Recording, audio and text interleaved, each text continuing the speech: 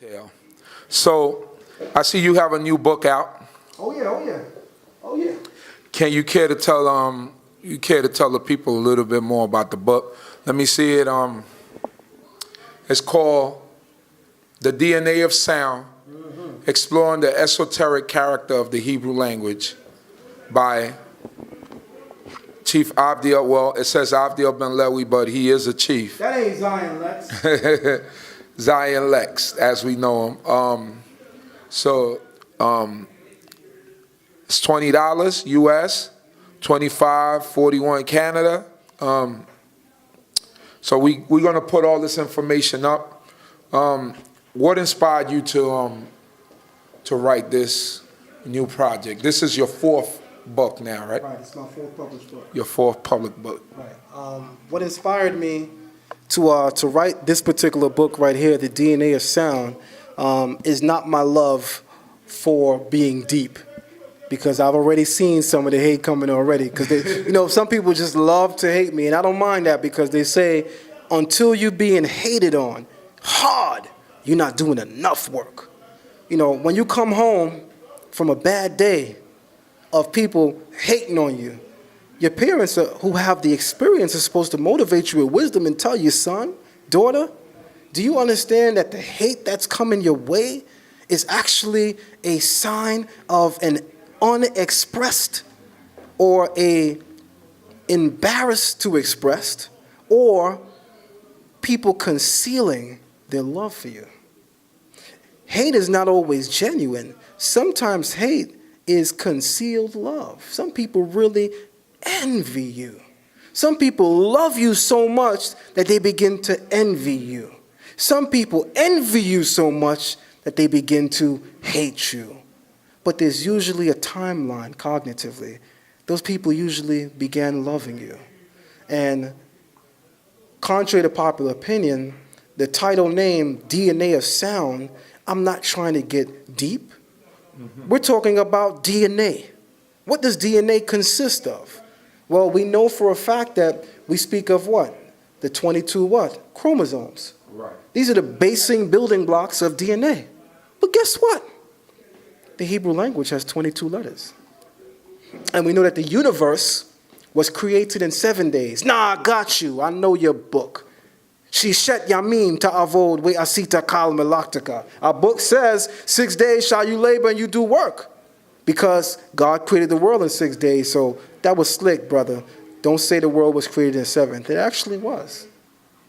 The Torah says emphatically the earth was created in 6 days, and on the 7th day he ceased. So when we talk about the creation of the universe on a whole, while the physical universe, and as we know, spatially speaking, we have 6 directions, north, south, east, west, up, down, right? We know that 6 is the number of the physical universe. But we know that the creation of the physical universe did not come to completion or perfection until the 7th day, when it became infused with its divine source that created it. And this is the reason why we observe the Shabbat. Because we remind man that while your 6 days of secular activities, you may forget who's in control of it all, we're here to remind you that this universe is governed by a divinity that revealed himself to you and your people. And this is what we emulate every Shabbat day. And the reason why I decided to name the book The DNA of Sound is because I perfectly understand that Hebrew is the source of all languages. I perfectly understand that Hebrew is the language of creation, or dare I say, as evidenced by the title of my book, the DNA of sound itself. The Creator in Psalms 33 verse 6 is said to have spoken the universe into existence. When he said, Yehi or, Vayehi or, light, be light. He didn't say, in Charleston Heston's voice, let there be light. God didn't speak English, buddy. So, saying that to say, contrary to popular opinion, the book is named The DNA of Sound because when we talk about the Hebrew language, we are talking about what we could term Hebraically as Safat HaBeria, which would be the language of creation. And some teachers even refer to it as Sefat Emet, which is the language of truth. The Hebrew language that pervades and underlies the text of the Torah is the language of creation itself. So this book is actually called the DNA of sound, because in the book I'm taking you through all 22 letters, and I'm giving you something that you have never received before. And I can say that with full confidence because I've read enough books on the Hebrew language, and I've read enough books on language on a whole to know for a fact that no language gives you the individual meaning of the consonants and breaks it down. For instance, when we went to school, we were taught A, B, C, D, E, F, G. None of us were taught what A means. If I was to ask any room, whether it be collegiates or non-collegiates, what does A mean? A really brilliant person might say, negative. Okay, what does B mean? Lost. C, lost. D, damn. You feel me? So, Hebrew is different because the term Aleph, the first letter of the Hebrew alphabet, literally means to teach. In fact, during the discourse that Job has with his friends, in the latter half of the book, I believe it's chapter 33, he's beginning his discourse now with Elihu. Elihu says, sit down. And he's Job's younger, his protege. He's a young guy. He's the youth. And he even reminds Job, he says, I know I'm young, but sit down and I shall teach you wisdom. And the word he used for teach you is Aleph Ka. Ka, as a suffix, means you. And Aleph, in this instance, meant to teach. So Aleph literally means to teach. So time out. Aleph Beit. We know that Beit is a house. A house is also an academy. So what does Aleph Beit teach us about the role of men? Because the word for father in Hebrew is Abba, spelled with 2 letters. Aleph Beit. I know in English we think it's like 4 letters, but in Hebrew it's just 2 letters. Right. Aleph Beit. What does the meaning of Aleph and Beit teach us about the role of men and becoming a father? Aleph means to teach, and Beit means a house or academy. The father is supposed to be the teacher of the house. That means you cannot be a man unless you got some divine instruction from the Creator about you. That means, sisters, you cannot go out and pick a brother because he fine. And I know some of them chocolate brothers y'all say is fine. Emphasis on some of them chocolate guys that they be talking about. I'll be watching y'all Facebook posts. Shout out to y'all. You know I got to throw my humor in there because I'm a real person. All right?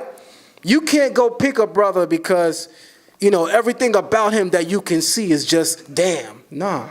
Because when he leave you for that sister that when he say damn, then you're going to look back and say to yourself, well damn. Well, goddamn. I done messed up. Because I tell you right now, 38 years old, a little bit of time that I have in this world, I know enough to know that picking a mate simply because they're beautiful is going to wind up leaving you very sad in the end. There's a lot of beautiful women in homes right now and being hated by their mates. And that goes for men too. There's a lot of men that your sisters will say, oh, he's handsome, he's sexy, he does see that. Give it 15 years. Some of y'all laughed when I said 15. Give it 15 minutes. That beauty starts to fade. And then the only thing that exists is what issues from that mouth. Remember that the Torah says that death and life issue from the tongue. Your speech is letting your speech is letting the world know who you are, which is why you got to watch some of these ninjas and their words. Because most people are very smart, contrary to how dumb they be trying to sound and look. Most people know if I speak about who I truly am, you're not going to want me. Because most people are smart enough to know that the character is revealed in the speech of people. So you got brothers and sisters that have everything right to say. But as your grandma told you, don't watch what that ninja say. Watch what that ninja do. But as your grandma told you, don't watch what that ninja say. Watch what that ninja do. So when we talk about the Hebrew language, the word do also comes to mind because the Hebrew language is a language of action. It is more important what you do in the Hebrew language than who you are. We can see that just by looking at the syntax, just by looking at the grammar. When we notice that Hebrew verbs always precede Hebrew nouns. In Hebrew, it'll read, slew David Goliath. But in English, you'd be prompted to say, David slew Goliath. Right. Because the English language is a language that promotes the ego. Because in the English language and paradigm, it is more important who I am than what I've done. Right. It doesn't matter that my people have enslaved black people. I'm white.